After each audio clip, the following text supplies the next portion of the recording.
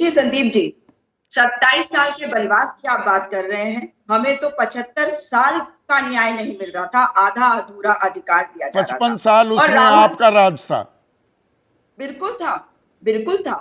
और हम जब इसको लेके आए 2010 में, तो बहुत बातें करी जा रही हैं कि 2010 में लाए, हम क्यों नहीं कर पाए। लेकिन मैं दोनों का ड्राफ्ट पढ़ रही थी और दोनों के ड्राफ्ट में कोई खास फर्क नहीं है, लेकिन फर्क कहाँ आता है, सेंसस और परिसीमन के विषय को लेकर। मगर इसमें एक खास बात है, अभी आपके पैनलिस्ट तमाम बता रहे हैं कि ये 2002 में संशोधन आया था आर्टिकल 82 में।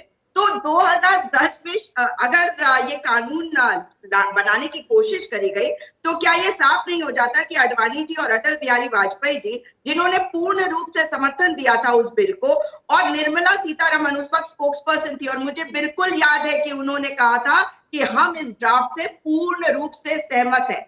और आज अगर ये कहा जा रहा है कि आर्टिकल 82 का संशोधन 2002 में आया, उसके कारण सेंसस जो है वो 2026 के बाद वाला, उसके बाद परिसीमन वगैरह, तो आप मुझे बता, परिसीमन की बात जब ये कर रहे हैं तो आप मुझे बता दीजिए कि 2011 में आया था ना सेंसस, 2010 में जब ये कानून लाया गया तब इसमें सेंसस की बात नहीं करी गई, तब इसमें परिसीमन की बात नहीं करी उससे गई। आगे चली गई सुजाता, आप अच्छी रिसर्च करके आई हैं, बात उससे आगे चली गई। सूत्रों के हवाले से खबर ये आ रही है कि जो आप मांग कर रहे थे कि तुरंत लागू कर दो, तो अब ये पता लग रहा है कि तुरंत लागू करने का संशोधन भी ले आएंगे, ओबीसी को आरक्षण भी दे देंगे, फिर तो कुछ नहीं बच जाएगा। बिल्कुल, देखिए हम तो जनता की आवाज, हाँ। और ये हमारा सपना है, राजीव गांधी जी का सपना था कि महिलाओं को उचित स्थान मिले, पॉलिटिकल स्पेस मिले। और इसी कारण से आपने देखा कि पंचायती राज में 30% का रिजर्वेशन आया, और उसी चीज को आगे बढ़ाते हुए सोनिया गांधी जी, राजीव गांधी जी के सपने को साकार करने की कोशिश करती रही। हाँ, हमारी मजबूरियां थी कोalition सरकार के कारण, मगर आपको वो भी याद करा दूं कि कैसे उस समय योगी आदित्यनाथ ने इसका विरोध किया था, वो तो भाजपा के साथ थे ना।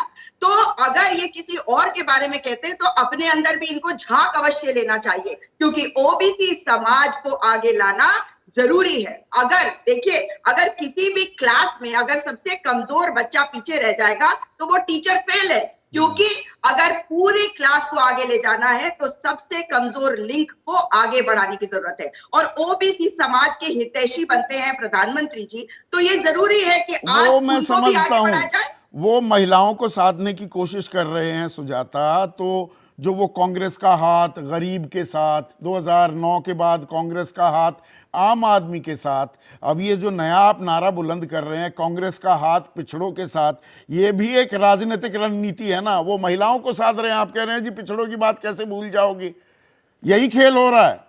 ये नारी शक्ति किसकी नैया पार लगाएगी, खेल वहां अटक गया है क्या? देखिए सत्य, हम जो संविधान मान सम्मान किया, वो संविधान हमेशा से उचित स्थान देता रहा है पिछड़े तबकों को, क्योंकि हम जानते हैं इस बात को और समझते हैं। और ये लोकतंत्र है, कभी कोई पार्टी आएगी और कभी कोई पार्टी आएगी। इसका मतलब ये कतई नहीं हो जाता कि हमारी जो विचारधारा है उसमें कोई फर्क आ जाएगा। हम जो भी लोग पीछे होते हैं उनको आगे लाने की बात हमेशा करते रहे। नहीं की थी, 2010 में कहाँ की थी।